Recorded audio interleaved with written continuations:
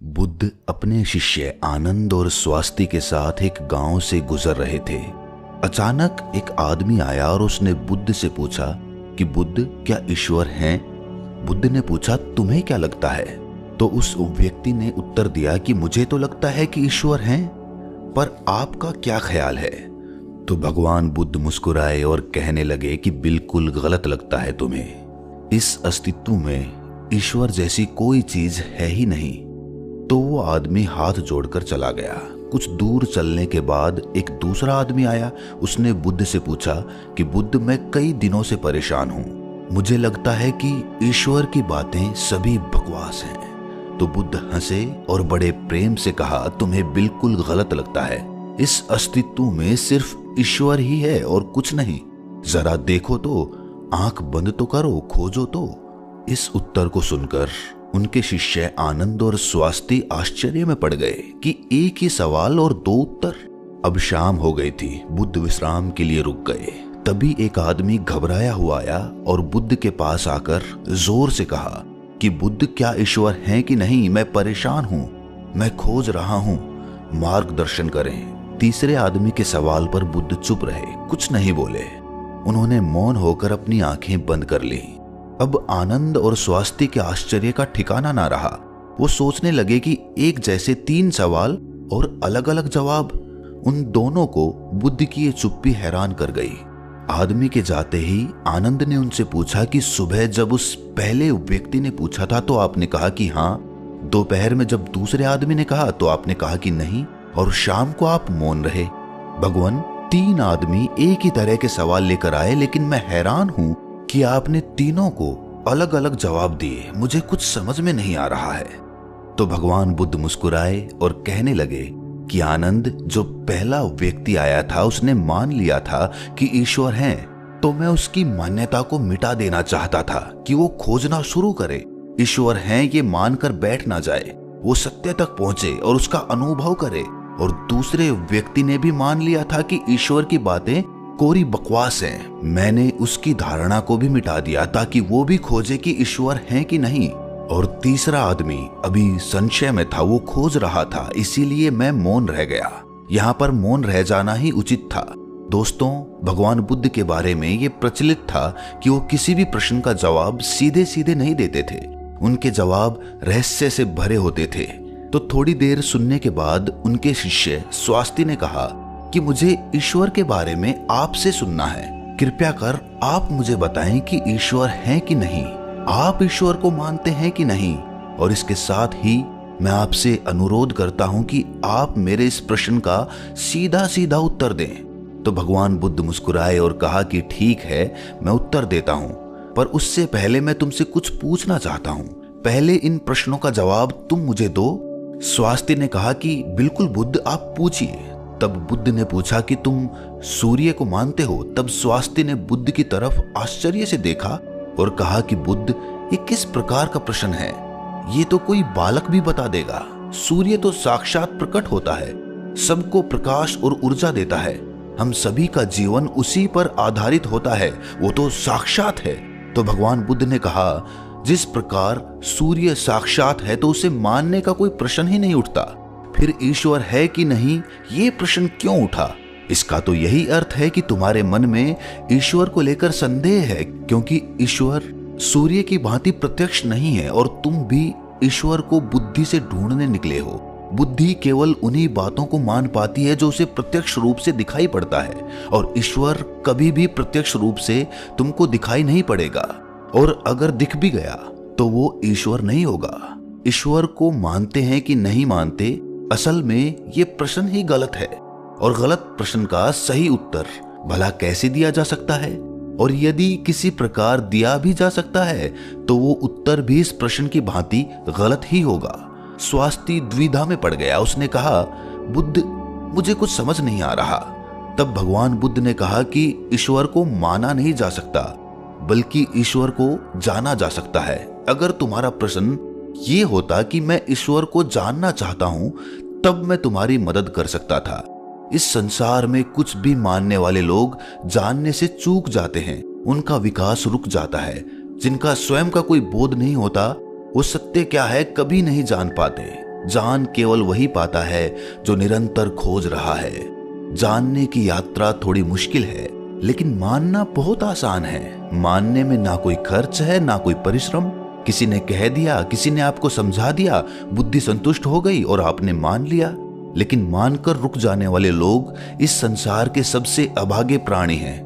बोध के बिना ज्ञान व्यर्थ होता है। तो अगले दिन सुबह वही जिज्ञासु जिसके प्रश्न पर बुद्ध शांत मौन हो गए थे फिर से आए और उसने बुद्ध से प्रश्न किया कि हे बुद्ध, आप शाम को मौन हो गए थे। मेरे जीवन का एक ही लक्ष्य रहा है कि ईश्वर को खोज लूं, वो कहाँ है, कैसा है, उनसे ब्रह्म ज्ञान की प्राप्ति कर लूं। और मैंने सुना है कि आपको ब्रह्म ज्ञान उपलब्ध हुआ है, तो आप अवश्य ही ईश्वर से मिले होंगे। तो क्या आप ईश्वर की खोज में मेरी सहायता नहीं करेंगे? तो बुद्ध ने कहा, जिसे तुम खोज रहे हो उसे तुमने कहां कहां खोजा? तो वो जिज्ञासु बोला, बुद्ध, मैंने सभी तीर्थ, सभी मंदिर और पूरी दुनिया का भ्रमण किया। यज्ञ, हवन, बड़े बड़े अनुष्ठान सब पूरे किए। मैंने वो सभी कार्य किए जो मुझे ईश्वर प्राप्ति के लिए कहे गए थे, लेकिन फिर भी मुझे आज तक ईश्वर नहीं मिले। तब मुझे किसी ने बताया कि आपको परम ज्ञान उपलब्ध हुआ है, इसका मतलब आपने ईश्वर को जरूर देखा होगा। तो क्या आप मेरी सहायता करेंगे? बुद्ध ने कहा, मेरा एक सफेद मोती खो गया है, मैं उसी को खोज रहा हूं। क्या तुम मेरी सहायता कर सकते हो? वो जिज्ञासु बोला, हाँ, मैं बिल्कुल कर सकता हूं। मैं अभी आपका मोती खोज कर दे देता हूं। वो मोती ढूंढने लगा। धीरे धीरे समय बीतता जा रहा था। काफी समय ढूंढने के बाद भी मोती नहीं मिला। तो वो बुद्ध के पास गया और बोला, मैंने बहुत ढूंढा लेकिन वो मोती मुझे नहीं मिला। ये सुनकर बुद्ध ने कहा कि वो मोती अगर तुम मुझे ढूंढ कर दे दोगे तभी मैं तुम्हारी कोई सहायता करूंगा। क्या तुम्हें तुम्हारे सवालों का जवाब नहीं चाहिए? तो वो जिज्ञासु फिर से मोती ढूंढने लगा, लेकिन काफी समय बीत जाने के बाद वो बुद्ध के पास आकर बोला कि आप ठीक से याद करके बताइए कि मोती कहाँ खोया था। तो भगवान बुद्ध ने मुस्कुराते हुए कहा, वो मोती तो मेरी कुटिया में खोया था। तो वो आदमी बहुत झुंझला गया और कहने लगा कि आप मुझे मूर्ख बना रहे हैं। आप केवल ज्ञानी होने का ढोंग करते हैं। आपको इतना नहीं पता कि जो चीज कुटिया में खोई है वो बाहर कैसे मिल सकती है? वो कुटिया में ही मिलेगी। आपको उसे वहीं खोजना चाहिए था। तो बुद्ध मुस्कुराते हुए बोले, मैं भी तो तुम्हें यही समझाना चाहता हूं। जो चीज तुम्हारे भीतर खो गई है वो चीज तुम्हें बाहर कैसे मिलेगी? तुम कई वर्षों तक बाहर खोजबीन करते रहे, लेकिन एक पल के लिए भी तुमने अपने भीतर खोजा? अपने अंदर खोजो, तब तुम्हें ज्ञान मिलेगा। ये सुनकर जिज्ञासु बोला, हे बुद्ध, आपकी बात तो मैं समझ गया, लेकिन अभी भी मैं ये नहीं समझ पा रहा हूं कि मैं अपने अंदर क्या खोजूं। बुद्ध बोले, तुम अपने ईश्वर को खोजना चाहते हो ना, पर क्या तुमने कभी अपने आप को खोजा है? जिज्ञासु बोला, बुद्ध, मैं अपने आप को जानता हूं। मैं अपना नाम, पद, काम, परिवार, जब से मैंने जन्म लिया है तब से ये सभी चीजें जानता हूं। मैं कुछ भी नहीं भूला हूं। तो फिर मुझे और क्या जानने की जरूरत है? मैं क्या जानूं? तब बुद्ध ने कहा, अभी बताओ, इस समय तुम्हारे सबसे नजदीक कौन है? जिज्ञासु बोला, इस समय तो आप ही मेरे नजदीक हैं। बुद्ध ने कहा, उससे भी ज्यादा नजदीक कौन है? उसने कहा, आपसे ज्यादा नजदीक तो हवा है। बुद्ध ने कहा, हवा से ज्यादा नजदीक क्या है? जिज्ञासु सोचकर बोला, हवा से ज्यादा नजदीक तो मेरे वस्त्र हैं। तब बुद्ध ने कहा, और इन वस्त्रों से ज्यादा नजदीक क्या है? तब जिज्ञासु बोला, इससे ज्यादा नजदीक तो कुछ भी नहीं है। तब बुद्ध ने कहा, अपनी आंखें बंद करो, बिल्कुल शांत होकर अपने भीतर खोजो, तुम्हारे भीतर क्या है? विचारों को हटा दो और ध्यान दो, तुम्हारे नजदीक क्या है? थोड़े समय बाद बुद्ध उससे पूछते हैं, तुम्हारे सबसे नजदीक क्या है? जिज्ञासु बोला, पहले ऐसे लगा मेरी सांसें मेरे सबसे ज्यादा नजदीक हैं, लेकिन धीरे धीरे मेरी सांसें मुझसे दूर होती चली गईं। फिर मुझे लगा कि मेरी दिल की धड़कन मेरे सबसे ज्यादा नजदीक हैं, और वो भी धीरे धीरे मुझसे दूर हो गई। मैं खुद से ही दूर हो गया। मुझे अलग अनुभव हुआ, मैं कहीं नहीं हूं फिर भी हूं। बुद्ध, मैं इस चीज को अभी भी नहीं समझ पा रहा हूं, ये क्या है? बुद्ध मुस्कुराए और कहने लगे कि अब तुम सही खोज कर रहे हो। शीघ्र ही तुम्हें तुम्हारा मोती मिल जाएगा। वो जो तुम्हें समझ नहीं आ रही थी वो समझ आ जाएगी। ये सुनकर जिज्ञासु ने बुद्ध से अपनी अभद्रता के लिए माफी मांगी और उनका आभार व्यक्त किया कि आपने मुझे ज्ञान का रास्ता दिखाया। तो ईश्वर को मानो नहीं, जानो। जब तुम ईश्वर को जान जाओगे, उसका स्वाद चख लोगे, तब तुम भी उस बात को किसी को बता नहीं पाओगे, उस ईश्वर की सीधी व्याख्या नहीं कर पाओगे, लेकिन दूसरों को ईश्वर का स्वाद चखाने में मदद कर सकोगे। बुद्ध तत्व संबंधित प्रश्न जैसे ईश्वर व आत्मा, इनसे संबंधित प्रश्नों से बचा करते थे, उनका उत्तर नहीं देते थे। और अगर कहीं विवशता पड़ी, उसका उत्तर देना पड़ा, तो वो उदाहरण के माध्यम से समझाने का प्रयास करते थे। जिन्होंने भी ईश्वर का वर्णन किया, उनके अनुयायियों ने अलग अलग समुदाय बना लिए और अपने ईश्वर को सही और दूसरे के ईश्वर को गलत मानने लगे। बुद्ध इस बात को जानते थे, इसीलिए कई बार उन्होंने ईश्वर को नकारा था। उन्होंने ईश्वर को इनकार इसीलिए किया ताकि आपकी प्यास और गहरी हो सके और आप स्वयं उसे जाने।